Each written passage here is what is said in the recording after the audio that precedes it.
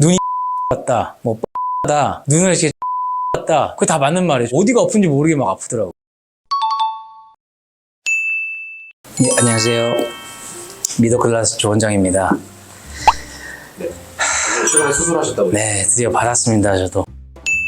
제가 지난번 이벤트 할 때 제 아는 후배가 눈밑 많이 튀어나오시는데 좀 받으시라고 해가지고 제가 요즘 스케줄 중에 조금 비는 타이밍이 있어서 유튜브 촬영이랑 제가 좀 겹쳐서 좀 고민을 했는데 에이 이렇게 된 거 그냥 초기의 눈 붓기 상태나 이런 거 한번 보여드리자 해서 제가 이틀 차인데 오늘이 좀 영상을 한번 찍어보려고 합니다. 제가 눈밑 지방 재배치를 받았고요. 그리고 눈 쌍꺼풀이 제가 살짝 비대칭이거든요. 그거 교정 조금 살짝 하는 찝는 거 그거 2개를 받아서 지금 밤 10시 정도 된 것 같은데 지금 눈이 굉장히 불편한데 요 심정을 그대로 우리 환자분들의 입장으로 설명해드릴 수 있을 것 같아서 이 영상을 짧게 준비해봤습니다. 궁금한 게 일단은 많이 좀 아프셨나요? 제가 국소 마취를 사실 받아봤거든요. 아 이렇게 하면은 여기가 이렇게 아프구나를 알아서 우리 환자분들 마취할 때 제가 여기는 많이 아픕니다. 여긴 좀만 참아주세요 이러는데 문제는 마취가 된 상태에서 수술을 받아본 건 아니잖아요. 그 수술을 받으니까 또 불편함이 좀 있어요. 있기는. 그러니까 아예 느낌이 안 나는데도 너무 불이 밝고 나도 모르게 막 눈물이 막 나고 그 다음에 딴 생각을 하면은 좀 낫더라고요. 그래서 우리 환자분들도 아마 굉장히 많이 불편하시고 힘드셨을 것 같다라는 거를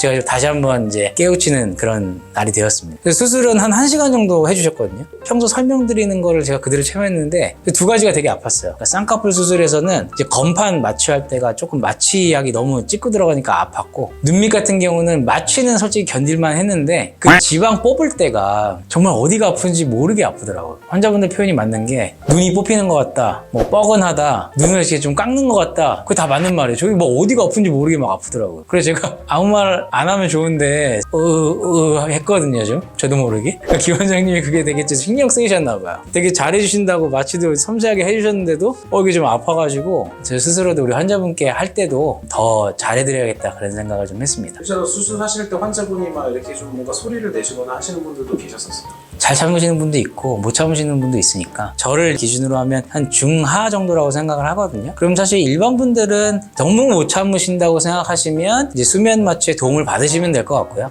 나는 뭐 그냥 치과 치료 같은 것도 크게 무섭지 않다 하시면은 이거 그 정도는 아니시니까 참을 만은 하다. 그리고 이제 또 궁금했던 거 제가 이제 이번에 알았던 거는 수술이 딱 끝났어요. 뭐 정신이 없잖아요. 막 이제 눈도 한번 뒤집었고 막 그러니까 피가 많이 난 것도 아닌데 여기가 다 마비가 돼 있더라고요. 그러니까 마비가 마취로 돼 있는 거죠. 근데 그게 제가 집에 가는데 우리 환자분들도 집에 가셨을 때 얼마나 불편했을까가 생각이 드는 게 빨리 안 돌아오더라고요. 마취가 한 2-3시간 정도면 풀리는데 1시간 하고 30분 누워있다가 집에 가서 지하철을 타는데 입이 잘 안 움직이니까 거기다가 또 그날도 비가 왔어요. 제가 수술 받는 날. 근데 지하철에 저만 선글라스 끼고 있더라고요. 우리 환자분들이 이게 대중교통 이용하시면 이런 것도 좀 불편하셨겠구나. 이런 상황이 있다. 집에 가실 때 좀 누가 지인이 이렇게 모시고 가시면 더 좋고 지하철을 타신다고 하면 선글라스를 끼셔야 되는데 남들 그냥 좀 위아래로 훑더라도 어쩔 수 없이 그냥 넘어가시라. 그래서 제가 그날 집에 가서 사진을 계속 찍었는데 부기가 막 실시간으로 올라와요. 얼음 준비를 하셔요? 네, 계속 얼음 준비를 했어요. 그래서 제가 그 환자분들 수술하고 나서 정말 부기가 안 올라오시는 분들 제가 여쭙거든요.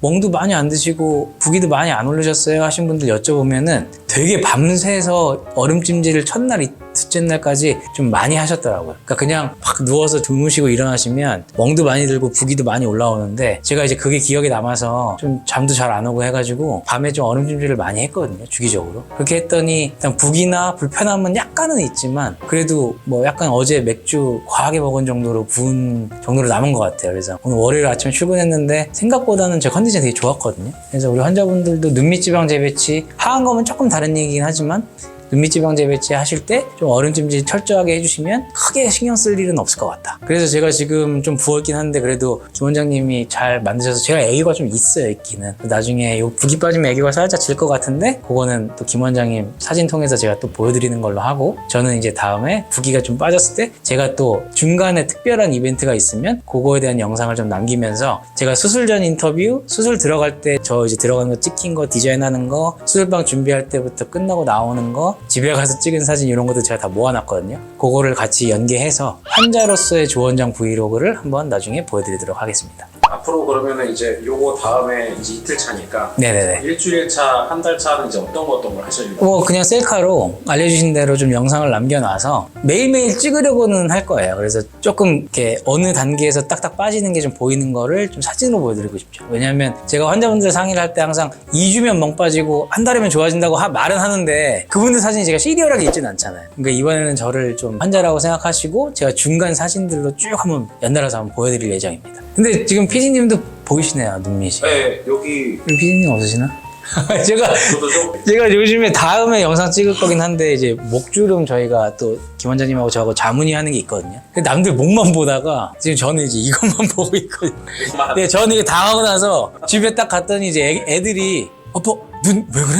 사모님 근데 얘도 문제가 아니라 이게 쌍꺼풀을 해놓으니까 얘가 더 막 부어 있었어요. 그래서 애들이 막 아빠 뭐야 이거 뭐 아빠 못 보겠어 막 이러니까 주말에 좀 당황했거든요. 눈밑이 이 왼쪽이 특히 엄청 심했거든요. 작년 말부터 찍은 해외여행이나 이런 친구들 만났을 때 찍은 사진을 보면 눈밑이 다 여기가 볼록하고 꺼져 있어가지고 거기에 이제 확실히 없어질 거니까 그거를 봐주시면 우리 환자분들도 아 내가 눈밑 지방제 배치 좀 해야겠다. 제가 이제 40세 전후니까 한 30대 중후반서부터 40대 초중반까지는 이 수술을 한번 고민해 보시는 거를 추천드리죠. 쌍꺼풀 할 때 원래 눈밑지방제 배치도 많이 하시나요? 오히려 근데 반대죠. 쌍꺼풀은 예전에 벌써 돼 있고 눈밑지방제 배치는 그 이후에 하는 건데 저는 이제 쌍꺼풀이 약간 있긴 있지만 약간 짝짝이로 있다가 제 쌍꺼풀은 어릴 때 눈 찌르는 거로 한 쌍꺼풀 절개 쌍꺼풀이고 대학병원에서 한 거라 약간 교정하기는 쉽진 않아요 솔직히. 근데 이제 제가 제 쌍꺼풀에 크게 불만이 없고 환자분 설명할 때 이쪽이랑 제가 지금 다릅니다. 어느 게 더 마음에 드세요? 혹은 이렇게 차이가 나면 교정을 해야 됩니다 라고 설명할 용도로 사실 그냥 쓰고는 있었는데 이번에 하능이 김 원장님이